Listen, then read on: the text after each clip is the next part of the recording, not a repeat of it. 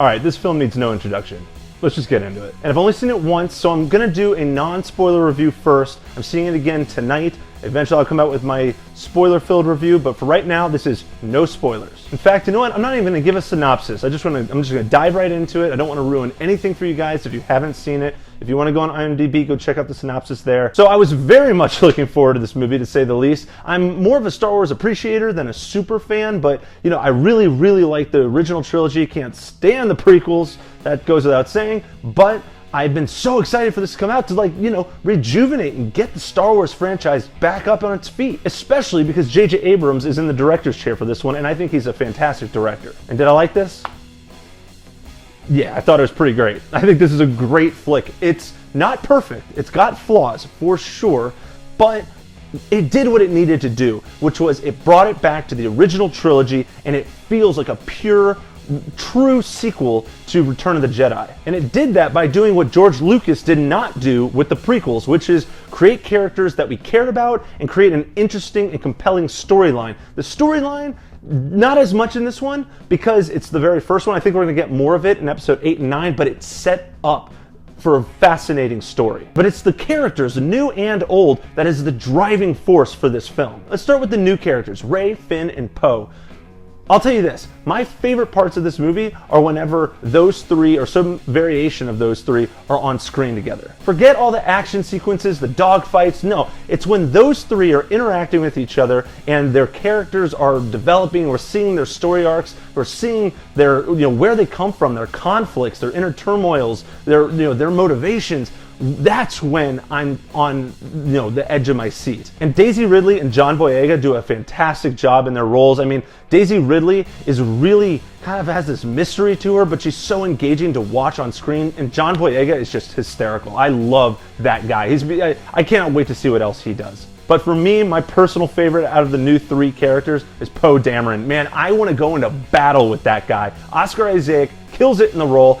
We didn't get to see as much of him as I would have liked, but I'm sure we'll get more of him in episodes 8 and 9. I sure hope we do. And of course, Han and Chewie and General Leia, they're all back! They're all back! And they jump right back into the game. I mean, Harrison Ford is Han Solo. He's not playing Harrison Ford. I was a little bit worried about that, but no, he is Han Solo. His interaction with Chewie is great to watch. I mean, their banter, everything. It's Han and Chewie again. And we also have a couple new villains that I haven't mentioned, including Kylo Ren, Captain Phasma, and Supreme Leader Snoke. I'm just going to focus on Kylo Ren for a second. He is walking, talking intimidation. And Adam Driver kills it in this role for the first 2/3 of the movie at least. The last third, I'll talk about that when I get into the negatives. It doesn't matter that you don't see his face and his, you know, facial expressions. I mean, it's his presence, it's his, you know, his posture, just the way he turns and looks, you know, his movements are just, it's so impactful, it's just penetrating. And it's so fun to watch him go from like stoic, calm, collected, in control to just freak out central, man. He is unstable and volatile as hell sometimes, and it is so awesome whenever he freaks the hell out. And while his character is definitely different from Anakin Skywalker's, it makes me sad seeing it because it shows like what we could have gotten out of Anakin Skywalker under different circumstances and a different actor, director, and writers, which could have made the prequels more memorable. And while the action scenes do take kind of a backseat compared to all the character interactions and stuff that's more compelling to watch on screen, the lightsaber duels, man, they're everything we always wanted. They're brutal and realistic. You know, they're not overly choreographed. They don't feel like dances like they do in the prequels.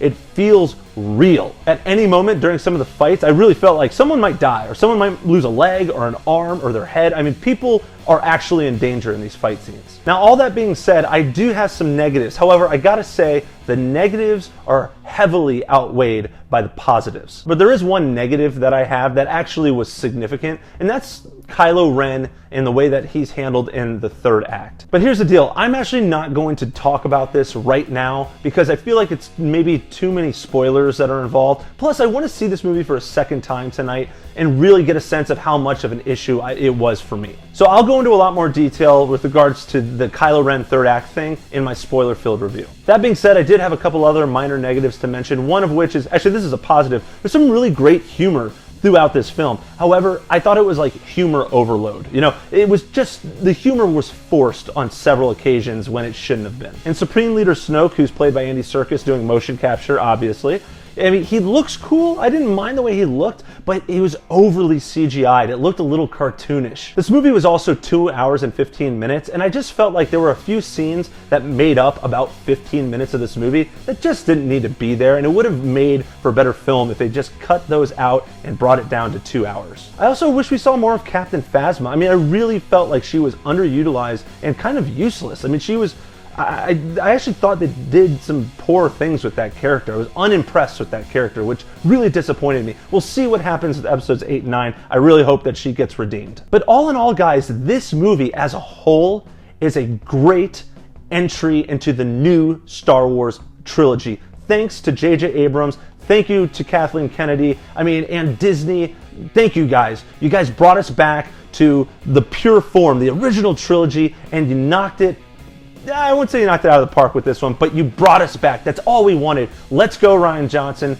Episode 8, I want to see what you got, man. Now, I'm not going to score this just yet. I want to see it again tonight, and then I'll include my score for the film in my spoiler-filled review. But anyways, guys, those are my thoughts. Take it or leave it. But what do you guys think? Were you excited about Star Wars? I mean, who wasn't excited about Star Wars? Have you seen it yet? If you have, let me know what you think about it in the comments section. No spoilers, though. Come on, do the right thing here. Anyways, guys, thank you so much for watching. I really do appreciate it. Be looking for my spoiler-filled review coming out here in the next few days. And if you like this video, hit that thumbs up button and subscribe to my YouTube channel. That way you'll get updates when I post my new videos. So we can do this again soon. I'll check you later. Check you later. Check you later. Hey, man, get off my case. Oh, man. Chicks don't want to hear that shit.